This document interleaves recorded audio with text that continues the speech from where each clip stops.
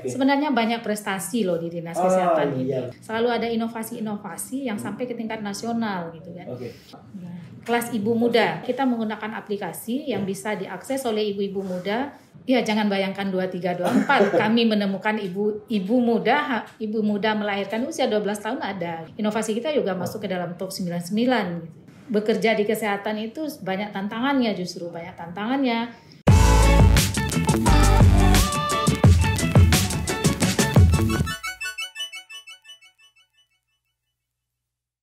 Membahas garda terdepan kesehatan Kota Padang, dan sudah bersama kita Kepala Dinas Kesehatan Kota Padang, ada Ibu Dr. Ferry Mulyani Hamid M. Biomed. Waduh. Selamat sore, Bu. Selamat sore. Assalamualaikum warahmatullahi wabarakatuh. Waalaikumsalam warahmatullahi wabarakatuh. Waduh, ini ibaratnya masih tantangannya masih pandemi ya, Bu ya? Iya.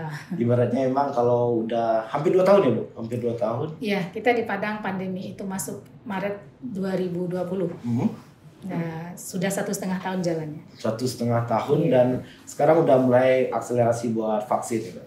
Nah, sekarang kita percepatan vaksinasi.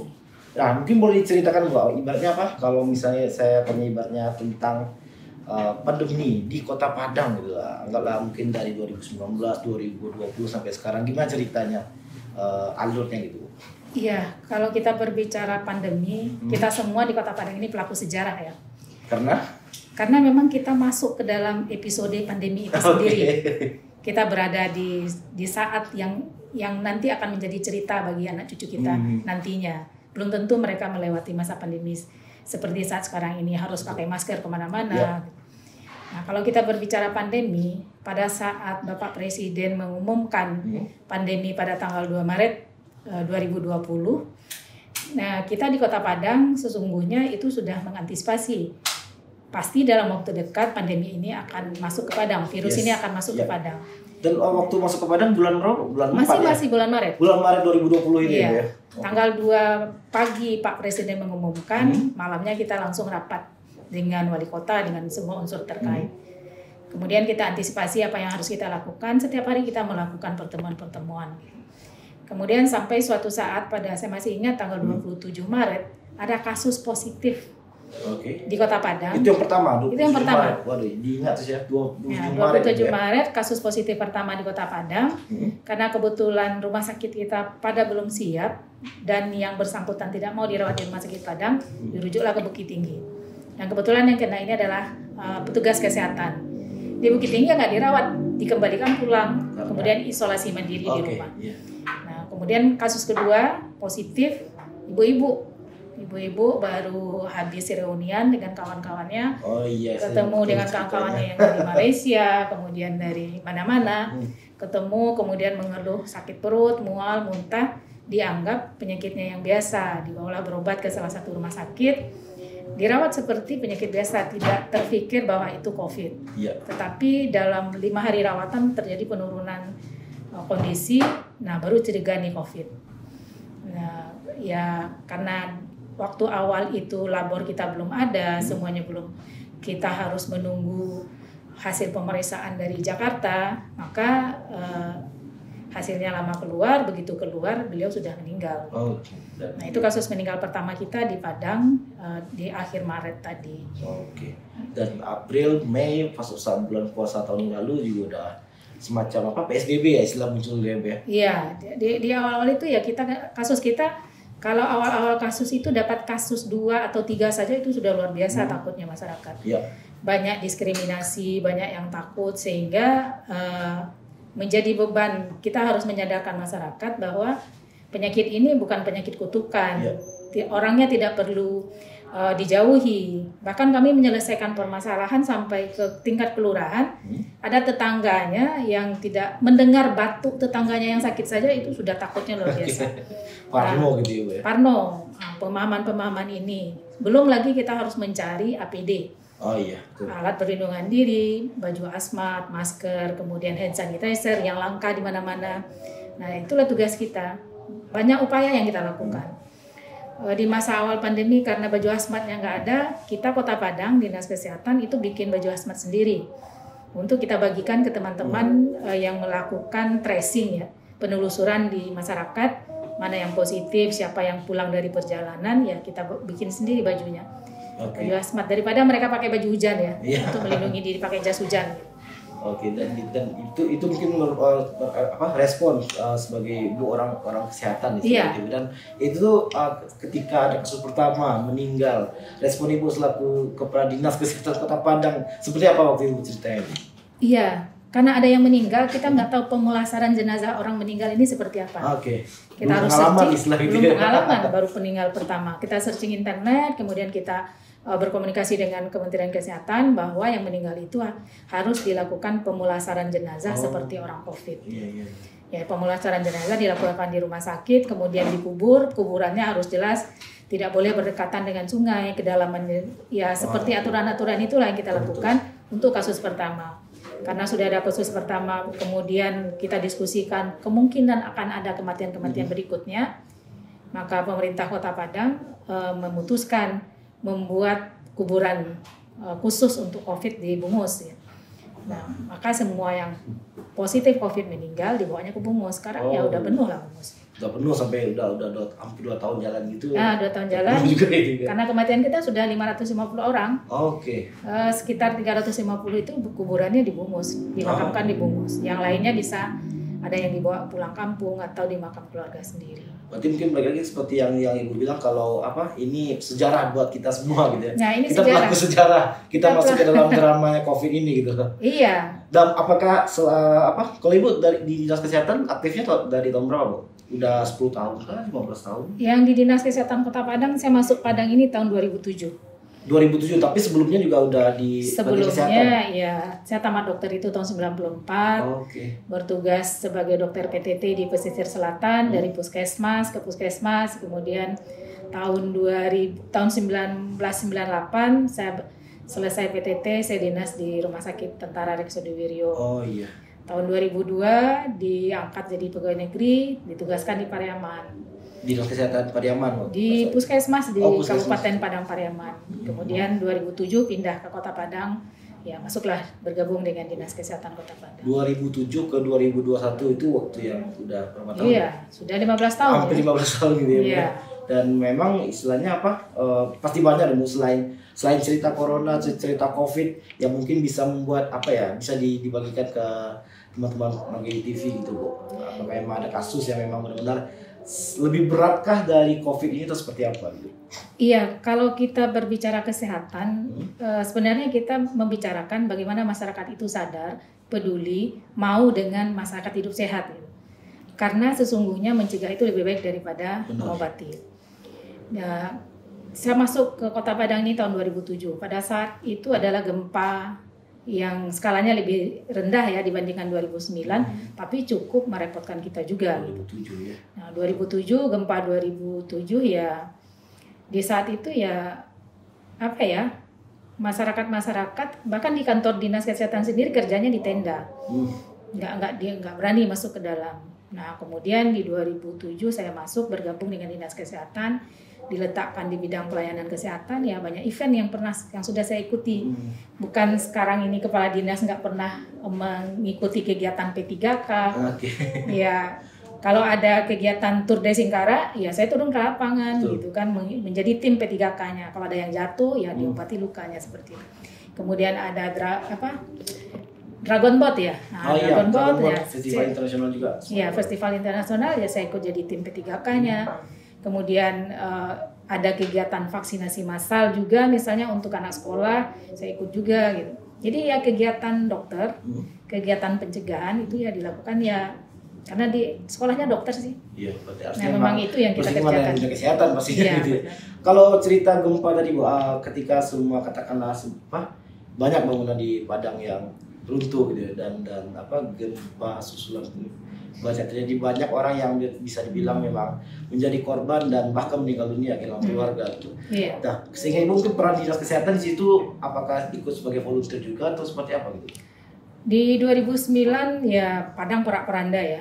Dengan gempa kekuatan 7,9 skala Richter, banyak bangunan yang runtuh termasuk kantor dinas sendiri runtuh. Pada saat itu saya sebagai Kasubag Perencanaan yang harus kerja di tenda karena kantor kita runtuh, dan perencanaan yang sudah dibuat dari awal itu harus kita rubah. Perencanaan yang dibuat seperti apa, Bu? Ya, perencanaan untuk kesehatan di Kota Padang dalam berkaitan dengan anggaran. Itu harus kita rubah, di mana perencanaan itu harus kita ganti untuk rehab rekon pasca gempa. Nah, itu pekerjaan yang sangat menyibukkan, sementara naluri sebagai dokter, kebetulan saya juga bagian dari PMI, itu mengharuskan kita melihat ada yang lebih parah lagi ternyata dari Padang. Kalau Padang gempanya parah, kita tidak terisolir, masih banyak orang masuk. Tetapi waktu itu Padang Pariaman, gempanya parah, orang tidak bisa masuk. Karena terisolasi tadi? Karena terisolasi tadi. Nah, itu pengalaman pertama saya, naik heli dengan teman-teman dari, ada bantuan dari luar negeri. Begitu dekatnya kita di atas masyarakat. Bukan di atas, hanya di atas pohon kelapa sedikit gitu. Iya. Untuk menembus saudara-saudara kita yang terisolir di. Itu memang karena belum ada jalan atau? Memang terisolasi. Karena di daerah misalnya di Padang Pariaman itu ada Padang Alai namanya. Nah, itu kan nggak bisa diakses oleh masyarakat. Jadi untuk kita memberikan bantuan pelayanan, apakah itu pelayanan kesehatan atau bantuan makanan, harus melalui lewat udara. Nah, itu pengalaman pertama yang mendebarkan juga gitu kan. Naik helikopter hanya berdua dengan pilotnya. Kemudian dikit lagi mungkin batang ini pohon kelapa gitu. Kan terlalu tinggi gitu ya, Bu ya. Iya. Tapi apa yang dilakukan di daerah Padang Alai gitu ya, Bu? Iya, daerah itu di situ. Ada batu basah Padang Alai, kita diturunkan di memberikan bantuan sembako kah? Kita melakukan pelayanan kesehatan. Pelayanan seperti obat-obatan? Obat-obatan karena kita bergabung dengan PMI ya. Saya juga termasuk salah satu relawan PMI waktu itu jadi KSR-nya. Nah, karena dokter itu juga sangat sedikit ya saya turun walaupun sebagai perencanaan di Kota Padang. Curi-curi waktu lah, 1 hari pergi ke Padang Pariaman untuk melakukan bantuan kemanusiaan, melakukan pelayanan langsung. Karena banyak masyarakat di situ yang tidak terakses ke kesehatan. Kita lakukan pelayanan, melakukan pengobatan, sampai sore aja, sorenya kembali ke Padang. Tapi tanpa meninggalkan tugas kantor gitu ya.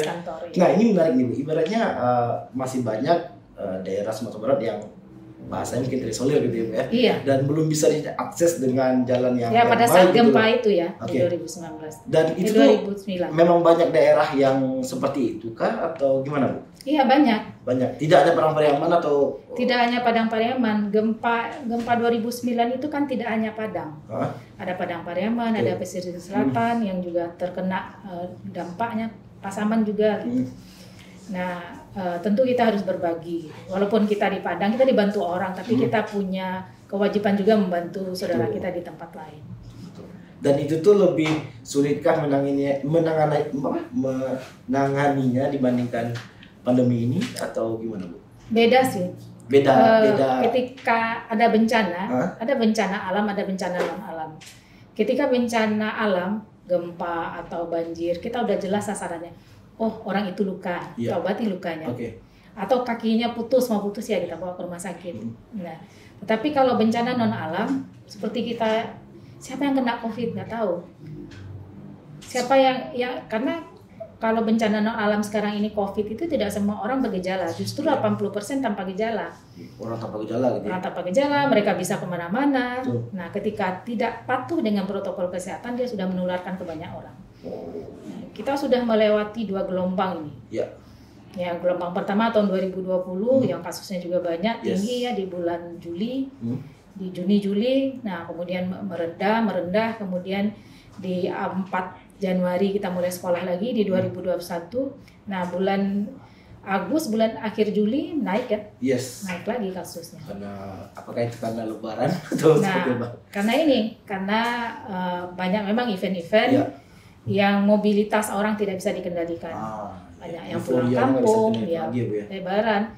Nah, beberapa saat lagi kita juga akan akhir tahun baru ya. Nanti, ini yang harus kita waspadai, jangan sampai di Kota Padang terjadi gelombang ketiga. Tahun kemarin tahun baru tutup, tutup. Tapi habis tahun baru, karena ditutup tahun baru, berikutnya mereka langsung pulang juga, membludak sama dengan kita gelombang kedua ini. Lebaran kita tutup, nggak boleh, nggak diizinkan cuti, nggak boleh kemana-mana, dilarang gitu kan. Tapi habis itu pas Lebaran Haji mereka pada pulang semua. Iya. Nah Lebaran Haji, setelah Lebaran Haji kasus kita naik. Berarti lebih sulit pandemi dong, karena masyarakatnya semuanya terlibat gitu loh, dibandingkan alam gitu ya. Lebih sulit kita menangani pandemi ini.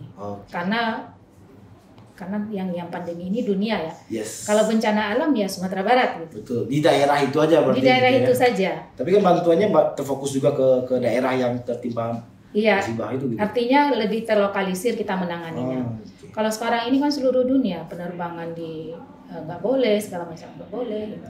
Nah kalau misalnya mungkin gempa sudah, ini cerita dari 2007 ke 2021 aja gitu, karena ibu di dinas kesehatan dari 2007 ke 2021. Tadi gempa udah. Apakah selain gempa dan pandemi ini ada problem kesehatan lain ibu di Kota Padang gitu? Iya, kalau berbicara kesehatan banyak yang kita berbicara. Yeah. Kita kalau mengangkat yang susah-susahnya, nanti pendengarnya semuanya pada inti aja gitu. Yang susahnya aja yang ceritain ya, gempa, pandemi. Sebenarnya banyak prestasi loh di dinas kesehatan. Iya betul, itu yang sering dilupakan. Ya itu yang sering dilupakan. Orang heboh dengan kita di Kota Padang ini. Selama saya jadi kepala dinas, setiap tahun itu selalu ada inovasi-inovasi yang sampai ke tingkat nasional gitu kan. Nah, salah satu beberapa inovasi mulai dari tahun 2016 ada inovasi kelas imut, kelas ibu muda. Waduh, iya. Kelas ibu muda di mana angka pernikahan muda di Kota Padang juga banyak. Nah, kita bikin kelas ibu muda itu masuk ke dalam top 44 dari Mempan gitu. Nah, kemudian tahun berikutnya ya juga ada inovasi, dan sekarang ini yang baru-baru sekarang ini ayo chatting, ayo cegah stunting. Cegah stunting. Cegah stunting karena sih di Kota Padang kita dijadikan lokus stunting. Ayo chatting ini ya kita menggunakan aplikasi yang bisa diakses oleh ibu-ibu muda, oleh ibu hamil, ibu yang punya bayi balita untuk bisa berkonsultasi dengan dokter, dengan perawat, dengan ahli gizi gitu. Nah, itu yang kita kembangkan. Itu sudah disampaikan ke masyarakat atau sudah jalan? Udah jalan gitu ya? Iya, udah jalan. Bahkan direplikasi oleh daerah lain. Tadi sebelum saya ke sini ya teman-teman kita melakukan replikasi yang dicontoh oleh daerah lain gitu. Difasilitasi oleh Mempan, jadi kementerian yang memfasilitasinya. Ayo chatting juga pada bulan yang lalu juga direplikasi oleh saudara-saudara kita dari Samarinda gitu. Mereka mau lihat seperti inilah penanganan stunting di Kota Padang. Kenapa stunting? Berarti ada problem stunting kah di Padang atau gimana? Iya, stunting ini anak yang pendek ya. Ya. Jadi kalau kita lihat tingkat gizi masyarakat kita belum semuanya baik. Tingkat gizi tidak baik itu bukan karena kemiskinan saja, tetapi karena pengetahuan dan perilaku. Nah, melalui aplikasi Ayo Chatting kita berbagi ilmu dengan masyarakat, melakukan promosi, melakukan pencegahan, supaya apa? Supaya ke depannya mungkin bagi anak-anak generasi muda dia tahu kalau mau menjadi ibu itu harusnya seperti apa. Karena angka nikah muda di Padang juga tinggi gitu. Angka nikah muda juga tinggi. Angka nikah muda ini di umur berapa sih Bu? 23, 24 atau? Ya, jangan bayangkan 23, 24. Kami menemukan ibu muda melahirkan usia 12 tahun ada. 12 tahun? Ya. Itu di Padang, Bu? Itu di Padang. Wow. Udah lewat umurnya berarti dari saya gitu.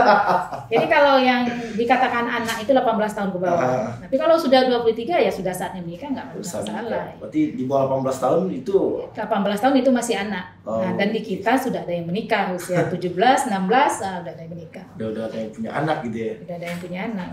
Nah, untuk yang masalah stunting ini untuk apa? Sosialisasi apa sih nama program? Ayo Chatting. Ayo Chatting. Yeah. Nah, Ayo Chatting ini memang ada targetnya kan, maksudnya dari 100% ibu muda atau ibu-ibu yang ada di Padang gitu. Targetnya harus berapa yang katakanlah tahu atau mungkin berinteraksi atau melakukan aplikasi ini gitu. Ya, jadi Ayo Chatting itu aplikasi yang kita buat, kemudian bisa diunduh di Play Store dan masyarakat bisa bertanya. Nah, dan aplikasi ini sangat cocok dalam situasi pandemi. Ketika kita menanyakan nggak harus tatap muka kan, kita bisa chatting, kita bisa melalui aplikasi bertanya. Anak saya sekarang ini usianya misalnya ya usia 2 tahun, berat badannya baru 7 kg. Kemudian bertanya apakah anak saya sehat atau tidak, apa yang harus saya lakukan. Nah, ini yang kita berharapnya semua ibu-ibu muda mengaksesnya. Berarti sebenarnya kalau tadi Ibu bilang syaratnya juga bukan hanya masalah makanan atau gizi, tapi juga masalah penyakit juga boleh, pengetahuan juga boleh ditanya. Okay. Kenapa stunting pengetahuan sangat mempengaruhi stunting itu? Pengetahuan itu berkaitan dengan perilaku dan sikap. Oh, itu dia. Ya, perilaku dan sikap. Kalau misalnya perilaku ibu-ibu muda tidak baik, dampaknya ke bayinya. Oke. Apalagi ibu hamil ya. Berarti pengetahuannya untuk orang tua ini gitu ya, Bu ya? Untuk orang tua. Iya. Jadi artinya jangan asal ngasih makan atau apa iya, gitu ya. Apalagi anak-anak muda sekarang sukanya kan makanan di luar. Tapi memikir apakah terfikir makanan tadi berapa sih gizinya, berapa sih kalorinya, memenuhi kebutuhan kita enggak? Efeknya ke anak. Efeknya ke anak. Balita berarti ya. Bayi, anak itu efeknya sejak dari dalam kandungan. Oke. Jadi stunting itu ada periode emasnya. Kalau kita mau mencegah stunting, periode emas itu jangan dilewati. Kapan periode emas itu? Mulai dari dalam kandungan sampai usia 2 tahun. Oh, itu memang periode emas. Jadi memang dalam artian semua gizi, protein, kalsium semuanya harus cukup. Semua gizi harus terpenuhi mulai dari ibu itu hamil. Waduh. Berarti ibaratnya emang dengan ada pandemi, aplikasi itu memang harus dipakai, cocok dengan. Cocok, sangat pas sekali diterapkan di masa pandemi. Nah tadi Ibu juga bilang kalau misalnya program ini dicontoh lah, saya dicontoh. Ya, direplikasi. Direplikasi oleh kota mana? Daerah. Ada ke Samarinda, tadi juga ada satu daerah yang difasilitasi oleh Menpan RB. Oke, berarti ada beberapa daerah atau kementerian pun juga menanyakan hal ini. Iya, mereka mereplikasi apa yang sudah kita buat. Gitu. Oke, berarti kalau bisa yang direplikasi itu adalah yang masalah stunting, artinya memang ada problem stunting di Indonesia. Iya, di Indonesia bermasalah stunting. Kita di Sumatera Barat juga masih ada beberapa kabupaten kota yang bermasalah dengan stunting. Oke, nah mungkin kalau ada prestasi lain Bu, yang bisa diceritakan atau apa yang mungkin masyarakat banyak yang nggak tahu gitu kan. Itu prestasi-prestasi kita yang berkaitan dengan inovasi-inovasi yang kita buat ya. Ada lagi yang rasa sejiwa gitu. Rasa sejiwa. Nah, rasa sejiwa di mana di situ salah satu puskesmas Nanggalo, mereka membuat posyandu tetapi khusus untuk orang sakit jiwa. Oke. Di mana orang yang sakit jiwa itu sama dibuat dengan posyandu. Mereka awalnya tidak bisa mengurus diri, akhirnya bisa mengurus diri sendiri dan bisa bekerja. Ya, tentu pekerjaannya terbatas. Nah, itu yang inovasi kita juga masuk ke dalam top 99 gitu. Itu ada di Padang. Ada di Padang. Lokasinya di mana? Di Puskesmas Nanggalo. Puskesmas Nanggalo. Jadi di Puskesmas Nanggalo itu ya Steba, rasa sejiwa, inovasinya tahun 2019, tahun 2020 Ayo Chatting, tahun 2000 sebelumnya Klasimot di Puskesmas Padang Pasir. Dan banyak inovasi-inovasi lain. Jadi kalau misalnya kita hanya berbicara gempa, pandemi, kesehatan ini kok menakutkan ya. Sebenarnya banyak prestasinya yang harus kita sampaikan juga. Dan bekerja di kesehatan itu banyak tantangannya, justru banyak tantangannya. Kemudian kita bekerja juga banyak amalnya. Kalau tantangannya seperti? Iya, kalau kita menolong orang, kemudian orang itu sembuh, pasti dia mendoakan kita. Oh iya, lebih ke ke hati nurani kita gitu. Jadi banyak tantangan yang bisa kita jalankan.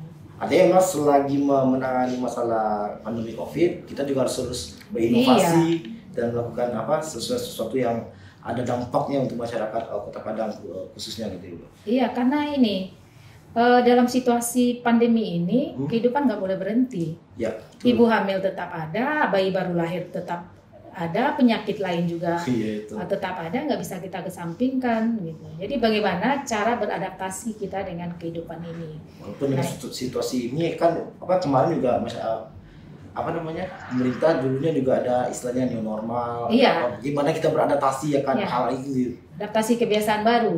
Kebiasaan baru. Oke. Berarti banyak bukan kasus ya, permasalahan masalah kesehatan dan juga banyak inovasinya gitu loh. Iya. Tapi jadi kepala dinas nggak capek Bu? Kita jalani aja dengan Tapi dari kepala dinas udah 5 tahun juga kan 2016 ke 2021 udah 5 tahun dulu. Iya, kalau dikatakan capek ya memang Kalau misalnya berhenti jadi kepala dinas mau jadi apa? Kalau saya berhenti di kepala dinas berarti saya kembali ke fungsional dokternya. Ya, betul. Gitu. Kita berpraktek lagi melayani masyarakat juga gitu kan. Endingnya melayani masyarakat ini tetap apa ya Bu ya, tetap terjalankan gitu. Cuma layaninya berbeda. Ketika jadi dokter kita layanannya langsung face to face ya ke masyarakat. Tapi ketika kita berada di posisi kepala dinas katakanlah kita mengatur lebih mengorganisir, lebih menggerakkan, itu yang bedanya di situ. Tapi tujuannya sama juga, meningkatkan derajat kesehatan masyarakat. Betul. Juga kan. Jadi kalau bisa masyarakat sehat, istilah prestasi atau mungkin kehidupan masyarakatnya lebih baik lagi pasti ya. Iya, masyarakat harus baik. Masyarakat ini harus sehat. Karena saya berpikir ketika masyarakat itu sehat, anak-anaknya gizinya bagus, kemudian tumbuh kembangnya baik, maka yang lain-lainnya akan ngikut. Tapi kalau mereka misalnya anak sekolah itu sakit-sakitan, kapan mereka bisa belajar? Betul. Nah, jadi yang penting sehat dulu. Sehat dulu baru kalau badannya udah sehat ya semuanya bisa jalan. Ya, sekolahnya bisa jalan, perekonomian bisa jalan gitu. Oke, jadi kesehatan itu penting seperti yang Ibu bilang tadi, mencegah lebih baik daripada mengobati. Gitu ya Bu ya. Nah, sebelum ditutup Ibu masih masalah COVID nih Bu. Kalau kemarin kita ngobrol juga sama Pak Kepala Dinas Kesehatan Provinsi Sumatera Barat masih 25% dari batas kalau nggak salah target 70% dari masyarakat yang ada vaksinasi ya Ibu ya. Kalau Padang sendiri sampai hari ini sudah berapa Bu? Sampai hari kemarin ya, vaksinasi kita sampai hari kemarin sudah 44,26% dari sasaran penduduk Kota Padang 726.000 lebih. Berarti per 12 Oktober gitu ya? Ya, per hari kemarin, hari ini mudah-mudahan kita bisa tembus 45%. Kami dalam minggu ini sebenarnya sedang melakukan percepatan vaksinasi massal COVID-19. Saat sekarang ini ada 104 titik kita melakukan pelayanan vaksinasi dan kita berharap di akhir tanggal 18 besok kita sudah di atas 50%. Harus bisa ya Bu ya? Iya. Targetnya sampai akhir tahun 70%? Akhir tahun harus 100% dong dari sasaran ya. Oke. Ya. Kalau masyarakat Kota Padang yang berapa? 500 ribuan gitu ya? Jumlah penduduk kita hampir 1 juta. Hampir 1 juta Kota Padang. Sasaran yang harus divaksin usia 12 tahun ke atas jumlahnya 726.000 lebih. Oke. Artinya sekarang sudah 200. Sekarang udah 300 ribu lebih ya. 300 ribu lebih karena sudah 44,26% per hari kemarin. Ya hari ini mungkin sudah 310 atau lebih. Dan semoga target itu bisa lebih tercapai gitu. Iya. Semoga kita sebagai masyarakat itu juga bisa sehat, bisa menjalani kehidupan lebih baik dan lebih baik lagi dari sebelumnya gitu. Dan artinya emang menurut saya sih pribadi tidak harus membebankan pemerintah atau dalam hal ini dinas kesehatan saja. Kita sebagai pihak swasta atau mungkin lembaga-lembaga LSM masyarakat juga harusnya berpartisipasi gitu ya. Iya, harusnya semua kita berpartisipasi. Semuanya. Karena pandemi ini nggak selesai hanya oleh orang kesehatan. Oke. Karena kita semua di sini terlibat dalam drama pandemi COVID-19. Iya, kita adalah pelaku sejarah berada di situasi pandemi. Mungkin 20 tahun ke depan pandeminya nggak ada, adik-adik sudah punya keluarga, bisa cerita ke anaknya bahwa pada zaman tahun 2020-2021 kemana-mana orang Padang pakai masker. Nah, kemudian semua dikejar-kejar untuk vaksin. Nah, itu sejarah yang harus kita tuliskan. Betul. Artinya cerita hari ini kita jadikan ambil yang positifnya gitu ya. Bisa kita ceritakan juga ke anak atau cucu kita kalau kita punya, amin pastinya. Dan selain mungkin cerita lain yang mungkin bisa kita ceritakan juga ke anak cucu kita nanti bahwa di Padang ada Lil Coklat gitu. Kalau misalnya pesan langsung aja ke Jalan MH Tamrin. Oke Bu, terima kasih udah hadir di podcast kita gitu Bu. Semoga harapan yang udah Ibu bilang dan pengalaman dari Ibu pribadi bisa membangun saya pribadi dan teman-teman serta masyarakat Kota Padang supaya bisa lebih peduli akan kesehatan karena mencegah lebih baik daripada mengobati. Terima kasih Ibu dan kita tutup. Assalamualaikum warahmatullahi wabarakatuh. Waalaikumsalam warahmatullahi wabarakatuh.